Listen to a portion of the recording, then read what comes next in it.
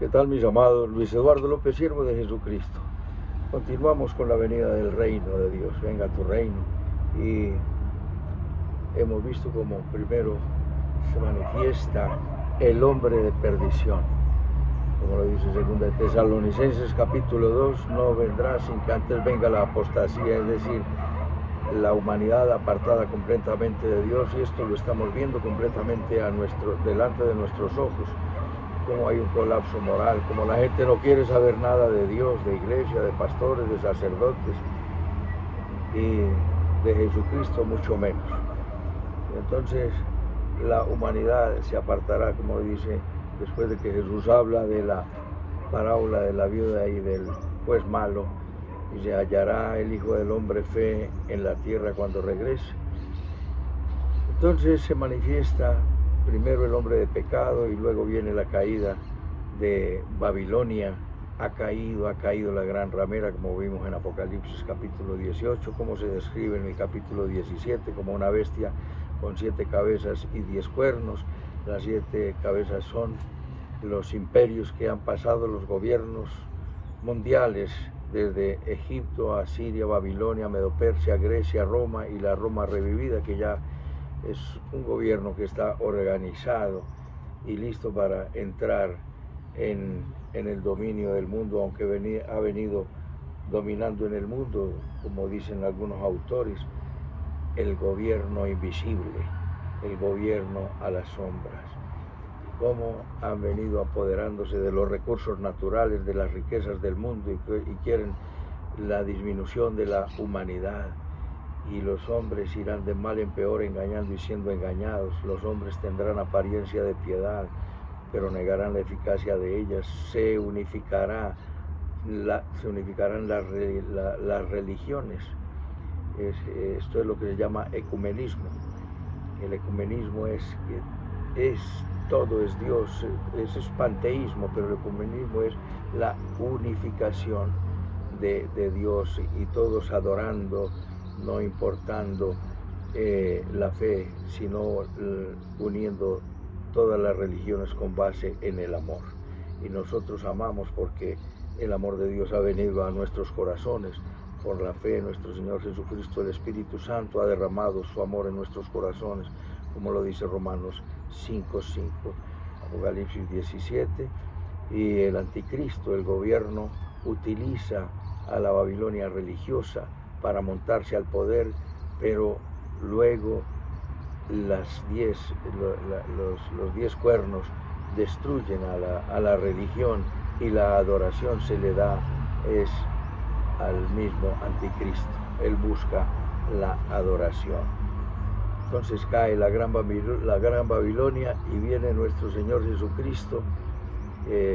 Se le adora a nuestro Señor Jesucristo. Vimos cómo se le adora como creador en el capítulo 4, como redentor en el capítulo 5, como vencedor en el capítulo 12 y como gobernante y rey en el capítulo 19.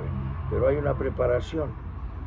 Vamos a mirar brevemente desde el capítulo 4 y luego veremos el capítulo 5. No es el estudio del Apocalipsis, sino es una mención de una preparación para la venida del Rey, de nuestro Señor Jesucristo.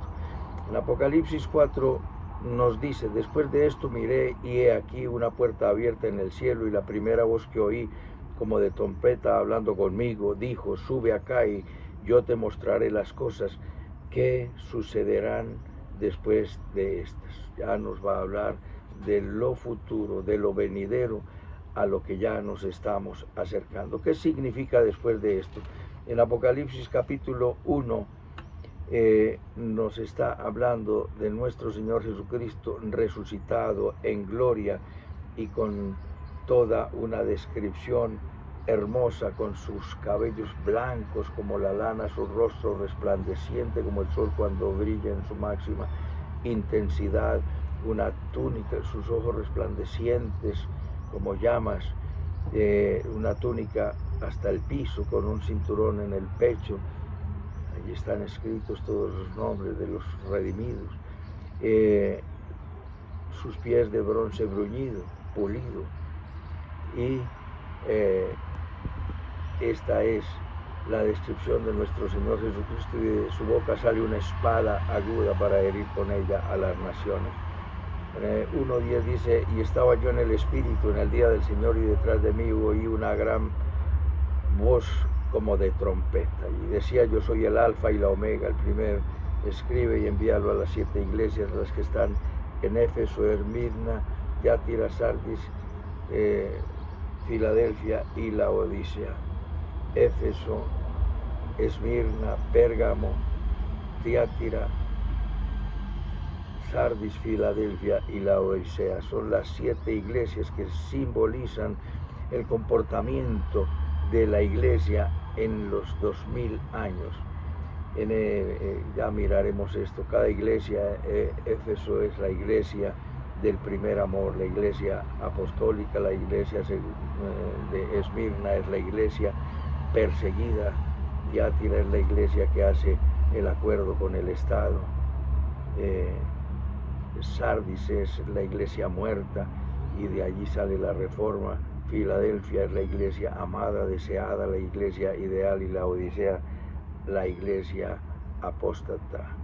Eres frío o caliente, o si no te vomitaré de mi boca. Compra colirio, dices que eres rica y eres una pobre, miserable y desventurada. La iglesia hoy en día se enriqueció y piensa en su comodidad, en su confort, y en que su prosperidad está en el dinero, y que las iglesias grandes son las iglesias bendecidas y las iglesias prósperas, y las iglesias donde se está enseñando la suavidad y la comodidad y la prosperidad sin arrepentimiento son las iglesias que están llenas. Las iglesias donde se predica el arrepentimiento, la gente no quiere que le hablen de eso, como lo dice en Isaías 30:11. No nos prediques de esas cosas, predícanos cosas satisfactorias, halagüeñas, háblanos de prosperidad.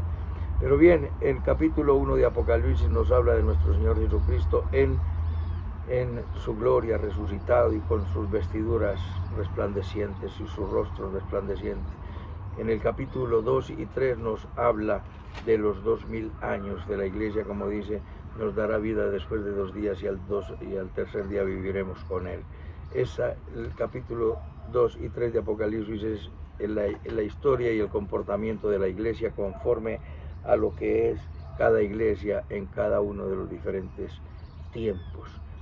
Y Dios tiene una iglesia amada. A las únicas 2 iglesias que no les hace reproche es a la de Esmirna y a la de Filadelfia.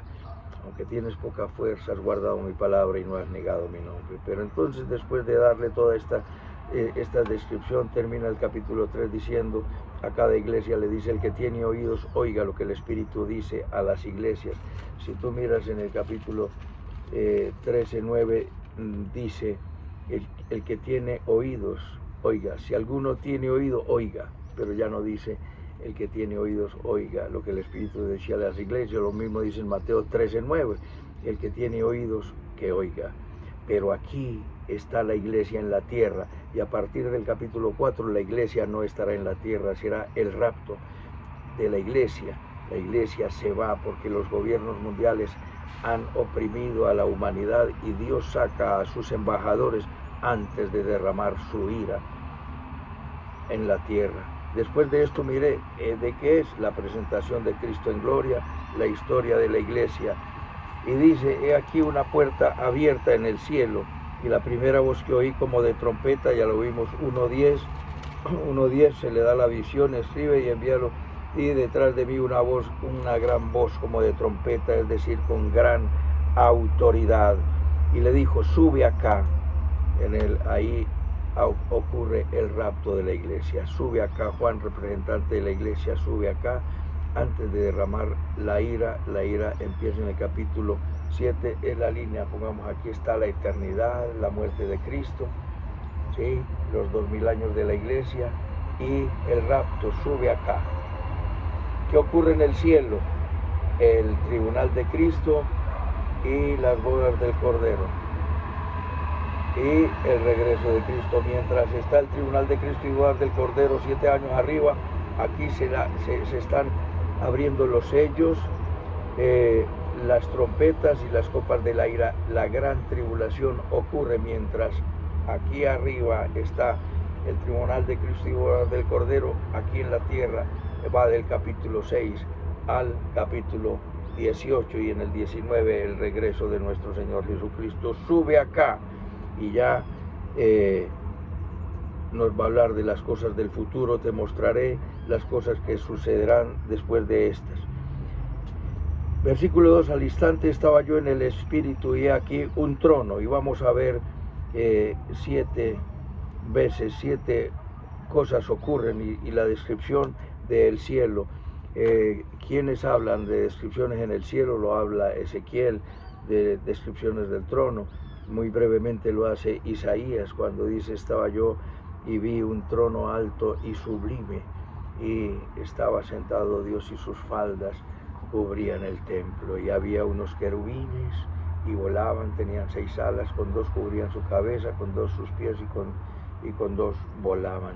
Mientras moría el rey, el gran amigo del profeta, triste por la pérdida del rey, Dios le da una gran visión diciéndole, tranquilo, el Dios eterno está sentado en el trono. Y aquí un trono. Entonces vamos a ver, número 1, un trono y uno sentado. Número 2, alrededor del trono. Número 3, del trono salían relámpagos. Número 4, delante del trono había como un mar de vidrio. Y número 5, junto al trono y alrededor del trono. ¿Qué ocurre? Todo está descrito a través del trono. El cielo mismo, a donde nosotros iremos, todo gira alrededor del trono. Todo gira alrededor de el Padre Dios, de nuestro Señor Jesucristo y del Espíritu de Dios. Entonces nos dice uno sentado, es decir, nos está hablando de el gran gobernador y Dios de todo el universo. Y el aspecto del que estaba sentado era como piedra de jaspe y de cornalina, y alrededor del trono un arco iris semejante al aspecto de la esmeralda. La hermosura y el esplendor del que está sentado en el trono, semejante al diamante transparente, eso es lo que es el jaspe y la cornalina. Y la gran majestad, Dios está sentado en su trono, y en el trono, desde acá nosotros le damos toda la alabanza, toda la gloria, toda la honra y toda la adoración, y vemos que todo lo creado le da la adoración, como dice, todo lo que respire, alabe al Señor. Y es lo que nosotros debemos acostumbrar y tenerlo como disciplina, llevar una vida de oración, llevar una vida de adoración y de gratitud a nuestro Dios. Había un arco iris, y el arco iris, pero este es de un color dominante, de un color como la esmeralda. En el arco iris fue el compromiso, el sello del pacto después del diluvio, que Dios no volvería a inundar y acabar la tierra con aguas.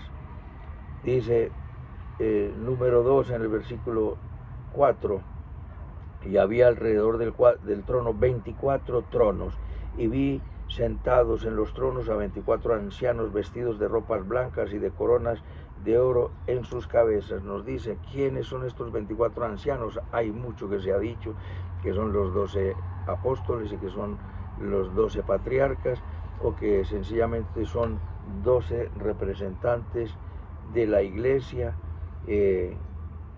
pero al fin no lo podemos decir con certeza, la Biblia no lo explica, lo que se digan son conjeturas.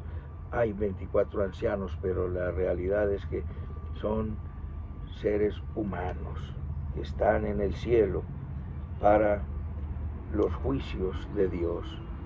Y luego en el capítulo 20 nos vemos que cuando Jesús ya descendió a la tierra, en el capítulo 19, hay también los tronos y están listos los hombres para juzgar. Dice la Escritura que nosotros juzgaremos, sí, la iglesia, juzgaremos a los ángeles. Allá están las sillas del trono, dice, del juicio. En el Salmo 122 nos dice la Sagrada Escritura, y 24 ancianos vestidos de ropas blancas con coronas de oro en su cabeza. Algunos dicen que son ángeles, pero a los ángeles no se les dice nunca ancianos, y pues menos porque son seres que no envejecen, son seres humanos. En tercer lugar, versículo 5, del trono salían relámpagos, truenos y voces, y delante del trono ardían 7 lámparas de fuego, los cuales son los 7 espíritus de Dios, la plenitud del Espíritu de Dios. Relámpagos, truenos y voces. Cuando Moisés subió por las tablas de la ley, subió a hablar con Dios, dice la Escritura que había truenos, relámpagos y voces, y cualquiera que se acercara sería traspasado. No podía ser ni hombre ni animal podría acercarse al monte, porque moriría. Los 7 espíritus de Dios es la plenitud de nuestro Dios, y de la plenitud de nuestro Dios en Cristo habita corporalmente la plenitud de la deidad. Nos habla de la triunidad, y son los 7 espíritus de Dios, como nos dice esto en Isaías capítulo 11. Número 4, versículo 6, delante del trono. Entonces vemos la visión del trono, alrededor del trono, un trono, alrededor del trono salían relámpagos, voces y truenos, y había un mar como de cristal. Esto es una metáfora simbolizándonos algo semejante al mar en el cielo, porque finalmente no habrá mar. ¿Qué habrá tan maravilloso? ¿Qué hay tan maravilloso como el mar del cual disfrutamos tanto? No sabemos qué va a haber, pero no habrá mar en la eternidad. Nos dice, y alrededor del trono 4 seres vivientes llenos de ojos, por delante y por detrás. 4 seres vivientes. ¿Quiénes son esos 4 seres vivientes? Tampoco lo dice la Escritura, pero no son animales, son seres vivientes y son representativos de algo.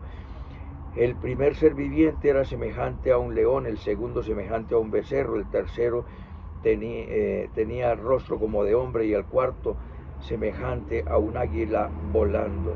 Y los 4 seres vivientes tenían cada uno 6 alas alrededor, y por dentro estaban llenos de ojos, y no cesaban día y noche de decir, Santo, Santo, Santo es el Señor Dios Todopoderoso, el que era, el que es y el que ha de venir. Estos 4 seres vivientes, entonces, por la descripción que se nos da, son querubines. Cuando miramos en el capítulo 6 nos dice que tenían 6 alas, con 2 cubrían su rostro, con 2 sus piernas, y con 2 volaban. Uno de ellos tomó una tenaza, con una tenaza un carbón encendido, y purificó los labios del profeta. Ay de mí que soy hombre inmundo, y han visto mis ojos a Dios, y fue purificado en el altar con sangre y fuego. Estos son querubines, pero lo singular es que tiene forma de león, de becerro, de hombre y de águila volando. Y es muy especial porque los evangelios son presentados de la siguiente manera. El león es el rey de los animales salvajes, y el evangelio de Mateo presenta a Jesús como rey, el león de la tribu de Judá. El evangelio de Mateo como becerro, como siervo sufriente. El evangelio de Lucas como hombre perfecto, ¿sí? Y el evangelio de Juan como Dios, y el león es el rey de los animales salvajes, el becerro de los animales, el toro, el rey de los animales domésticos, el hombre es el rey de toda la creación, y el águila el rey de los animales que vuelan. Y los 4 seres vivientes daban toda la adoración a nuestro Dios. Es la triunidad, la unidad del Padre, del Hijo y del Espíritu Santo, el que era, el que es y el que ha de venir. Y presentan todos la adoración en el cielo, para que nosotros aprendamos qué hay en el cielo. Aquí nos está diciendo no propiamente lo que hay en el cielo, sino el trono, en el trono de Dios. El cielo será algo mayor, pero aquí está el trono, y todo, sea el cielo todo gira en torno a Dios y al trono de Dios. Todo el centro es la adoración a nuestro Dios. Y dan la adoración, versículo 9, siempre que aquellos seres vivientes dan gloria, honra y acción de gracia al que está sentado en el trono y al que vive por los siglos de los siglos. Y los 24 ancianos se postraron delante del que está sentado en el trono y adoran al que vive por los siglos de los siglos y echan sus coronas delante del trono diciendo, todos ellos se postran y dan la adoración. Y vamos a ver como en el capítulo 5, en la semana próxima, la adoración crece de los 4 seres vivientes, de los 24 ancianos, y va creciendo a multitudes, millares de millares, dando adoración a nuestro Dios. Y aquí se le adora como creador. ¿Qué le dicen? Digno eres de recibir la gloria, la honra y el poder, porque tú creaste todas las cosas y por tu voluntad fueron creadas. Es la adoración a nuestro Dios por lo que hizo. Es la adoración por esta creación, pero la creación que vemos la ha destruido, la ha dañado el pecado. Pero todo será restablecido porque finalmente habrá un cielo nuevo y una tierra nueva en el capítulo 21 y adoraremos a nuestro Dios eternamente. Participaremos de una vida de perfección, sin dolor, sin tristeza, sin hambre, sin frío, sin llanto, sin necesidad, como lo dice en el capítulo 7. No tendrán 7, 16 y 15, por eso están delante del trono de Dios y le sirven día y noche en su templo, y el que está sentado en su trono extenderá su tabernáculo sobre ellos, y no tendrán hambre ni sed, y el sol no caerá más sobre ellos ni calor alguno, porque el Cordero que está en medio del trono los pastoreará y los guiará a fuentes de agua de vida, y Dios enjugará toda lágrima de los ojos de ellos. Tu lágrima, tu tristeza y tu dolor serán quitados, las lágrimas serán recogidas en su redoma, no habrá tristeza, no habrá dolor, hambre, miedo ni necesidad. Una vida de perfección es la que nos espera, mis amados. Ponte en las manos del Señor, disfruta de su presencia y dile conmigo, ríndete a Él y dile conmigo, bendito Padre Celestial, te doy las gracias por tu palabra, te pido perdón por todos mis pecados, confieso que Jesucristo es mi Señor, mi Dios y mi Salvador, te entrego mi vida, confieso que Jesucristo es mi Salvador y te pido que hagas de mí un vaso útil para estar siempre al lado del gobernante universal. En Cristo Jesús, Señor nuestro. Amén, amén y amén. Un abrazo, mis amados, y hasta otra oportunidad.